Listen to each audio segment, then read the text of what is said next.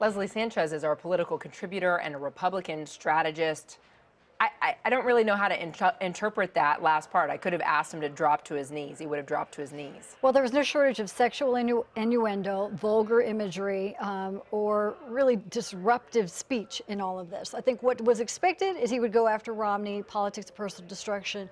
It's these tones that was not very presidential. His wife gives him a little bit of counsel, and it is disturbing to hear that kind of language continuously referred to. He went on, he said, I don't know if Mitt Romney is planning a run here. Is he going to disrupt the convention? But if he plans a third-party run, Hillary would destroy him. And he moved on then to bash Hillary and say if she's allowed to run, you know, she brought up this whole sexism thing, and Donald Trump said, and I hit her back with her husband, and we didn't hear any more about sexism there. It's, you know, the one thing about watching Trump, it's a lot of bravado, it's a lot of ego, and as much as you may get used to it, I think two things happen. One, his party loyalists really love to hear that from Donald Trump. They love the Hillary line, the Veterans Affair line, they love taking it to Obama, so to speak, but there's a different coarsening, a coarseness to the tone of his debate, and a very vulgar tone to his debate that is very hard to get used to. And I think the rest of the field and the rest of the voters,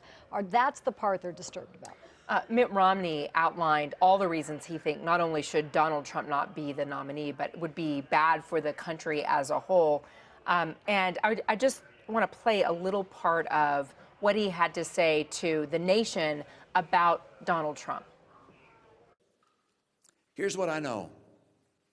Donald Trump is a phony, a fraud. His promises are as worthless as a degree from Trump University.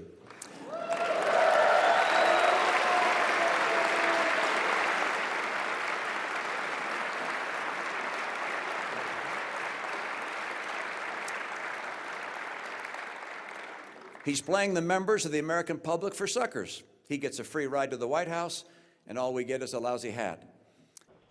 And then we heard Sarah Palin, who has endorsed Donald Trump now, take to her Facebook page right away. And she took umbrage with the nation being suckered. She says Donald Trump is the shock the permanent political class needs to wake them up, to destroy their selfish cabal, to respect the will of the people, to make America safe and solvent, to make America great again. Don't take the bait, Mr. Trump. It's not about you. It's about us. And we've got your back. She takes it personally, this issue that you've been suckered by Donald Trump, but we've seen Marco Rubio try that same strategy, calling him a con man. Is this a misjudgment? No, not at all. I think that the one thing that's clear is those attacks do have an effect. Let's talk about Sarah Palin, okay? So I think she's trying to create legitimacy for herself. She's doing what she needs to keep the Sarah Palin brand going. She's the one that aligned herself with Donald Trump. He said, oh, she'd be great as an energy cabinet secretary. Let's put some reality on that. She speaks for a very small fraction. But I do think that line about we're not going to be suckered, there's some indignity in that.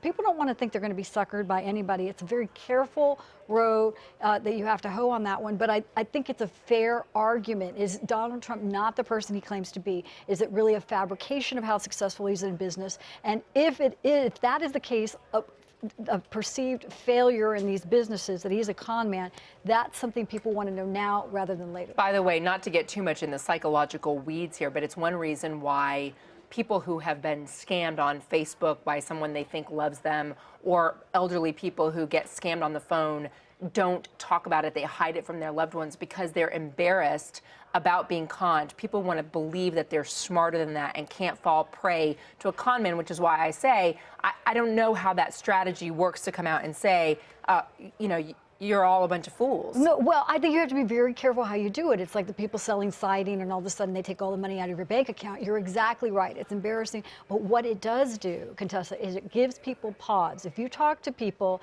and you put a big argument like this on the table that's hard to deny, it makes people take a second.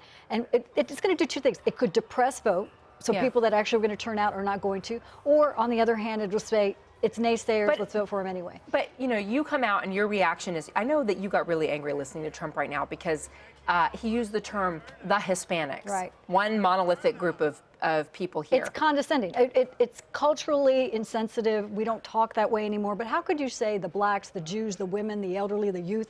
I mean, you could say it's it's not a benevolent term. You know, you're basically saying those people over there, and that's just so tone deaf at this point in a But presidential. people who support him don't hear it. They don't want the sensitivity. They're the ones who are sick of the political correctness. They're tired of being careful in their speech. They're tired of working hard not to offend or hurt someone's feelings when they're trying to express their own feelings. So who's Mitt Romney trying to reach with this speech? Very true. That's the clear thing. For those individuals, it's not necessarily the Trump voters. It's everyone else that's looking at these winner-take-all states, the people that have yet to vote, the 75% of the states and delegates who have yet to go there can have an impact. It's giving them pause. It's a pall over this whole campaign to give them a beat, so to speak, to look at this candidate more carefully. Does it work? Yes or no? And it's also it's a signal to establishment Republicans that, wait a minute, he's not our guy. Okay, right as Donald Trump was coming out to take the stage, and by the way, getting the endorsement from the governor of Maine, who himself makes headlines for some of the outlandish and outrageous things that he says. Just most recently, he's decided to take on the role of commissioner of education and not nominate anyone there, and that created a big hubbub in the state of Maine.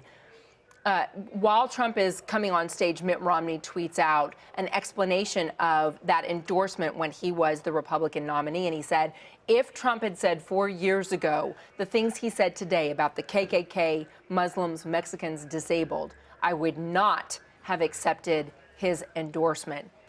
Should he have said that in his speech? Should he have explained that a little bit? I think you keep some of your powder dry. I think this is going to be an ongoing effort. I don't think we've seen the end of that. And it's very fair. He raised it. It's a good point. So if the loyalty argument, look, I gave you my endorsement, and then you're disloyal to me.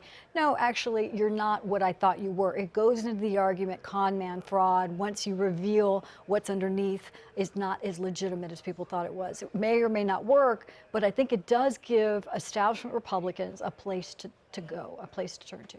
Leslie, thank you very much for your time and for your insight. Appreciate that. Yeah, thank you.